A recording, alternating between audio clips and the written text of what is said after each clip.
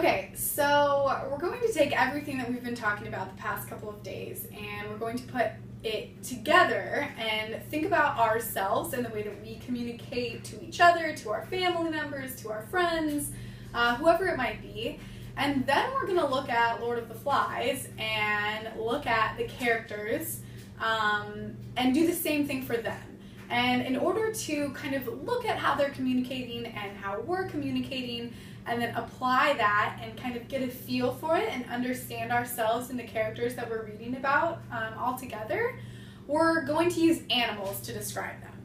Now I'm going to talk about these animals first. You're going to have a chance to look it over. I've given you all handouts that describe each of these animals, and I'm going to go over that with you.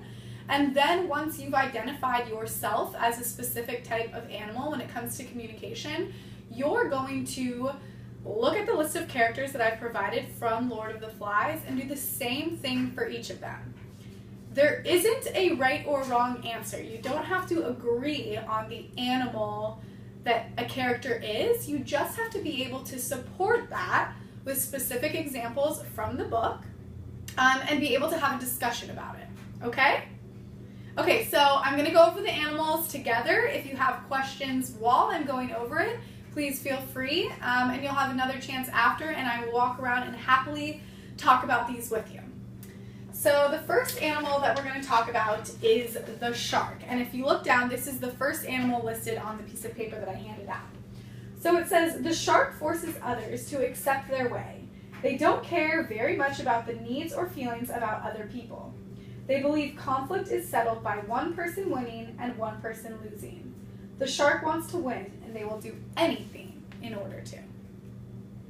So think about the shark, not necessarily just as the animal, the shark, but as someone who communicates like a shark. Maybe this is you, maybe this is me. Maybe it's someone that you know, and is it someone in the book that we're reading? I want you to start to think about that as we're going over these animals, okay? Questions about the shark? Okay. Let's see, the next animal we're going to talk about is the fox. So this is the second animal listed on the sheet that I've handed out. So it says the fox finds a compromise. They will give up some things they want if you'll give up some things you want. They are similar to the owl, but they don't feel as positive about conflict. They don't believe that it can really help a relationship, and they don't like having problems with people.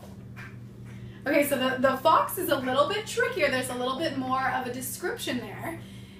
It referenced the owl, which we haven't gotten to yet, so keep in mind that some of these animals might be described in relation to the other type of communication that we're looking at. Does that make sense?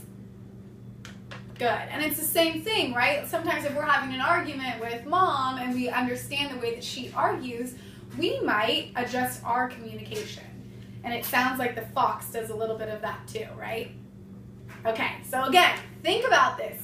What part of me might communicate like a fox?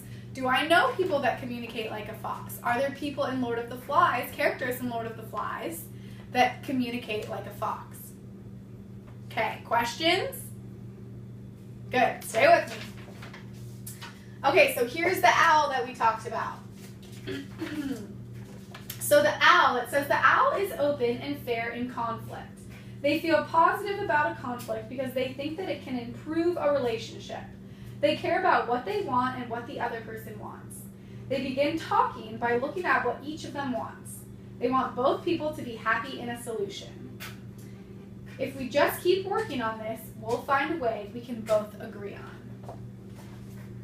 Okay, so now we have three animals. We have the shark, we have the fox, we have the owl. They're all very different, even though we're talking a lot about conflict resolution. And remember, we talked about that conflict resolution earlier this week when we were looking at Lord of the Flies and the way that everyone's kind of looking to figure things out. How are we going to help each other? How are we going to talk about that? So same thing, when we're looking at the owl, they have a certain way or a certain style of communicating. Okay? So again, same questions. What part of me communicates like an owl? Who do I know that communicates like an owl? Are there characters in Lord of the Flies who communicate like an owl? Questions about the owl? Okay, last two animals. Now we have the teddy bear. Okay, the teddy bear smooths things over. More than anything else, teddy bears want others to like and accept them.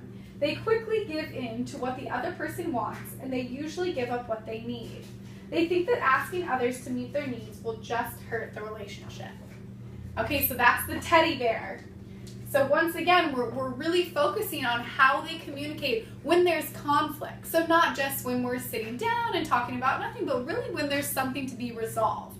And a lot of what we're reading about in The Lord of the Flies has to do with resolving many issues and ultimately the issue of being in this unknown place together, right? So, do I communicate like a teddy bear? Are there parts of me that communicate like a teddy bear? Do I know people who communicate like a teddy bear, and are there characters in Lord of the Flies who communicate like a teddy bear? Okay, and our last animal is the turtle. Okay, the turtle believes it's usually hopeless to solve a conflict. They avoid conflict and people they might have conflicts with. They don't believe their needs are that important. They usually don't try to work with the other person to try and solve a conflict. They just want it to go away.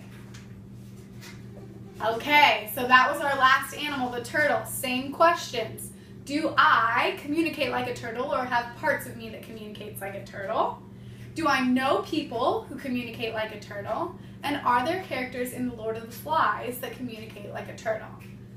So what are our 5 animals again? We've got the shark, right? The fox, the owl, the teddy bear, and the turtle. Now, how many of you, when I was reading over the descriptions of these animals, thought, well, I think I'm more than one of those? Yeah, I did. I thought I have a little bit of owl, and sometimes I have a little bit of teddy bear. It kind of depends on the situation. Same thing, when you think about your own communication style, don't be afraid to be more than one animal. Maybe say, I'm predominantly X, Y, or Z, whichever animal it might be, but you can always add in other animals that you might also communicate like. Same thing, after you discuss this and you look at your list of characters for Lord of the Flies, there is no right or wrong answer. It's just about being able to support the animal that you've chosen.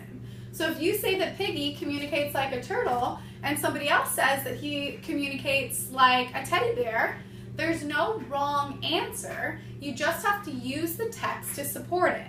When you're using the text, make sure you're citing the quote, you're citing the page, and you're really looking at it to make sure that you're not just looking for any type of communication, but that it supports the description of the animal that you've chosen.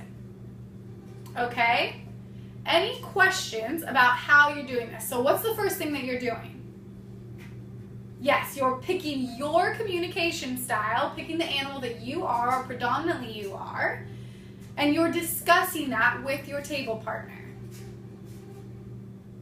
Very good. Okay, so I'm going to come around, I'm going to listen, I'll share with you what I think, and then we'll pass out the list of characters, and we'll take a closer look at the Lord of the Flies and how they communicate in relation to these 5 animals that we listed. Okay, go ahead.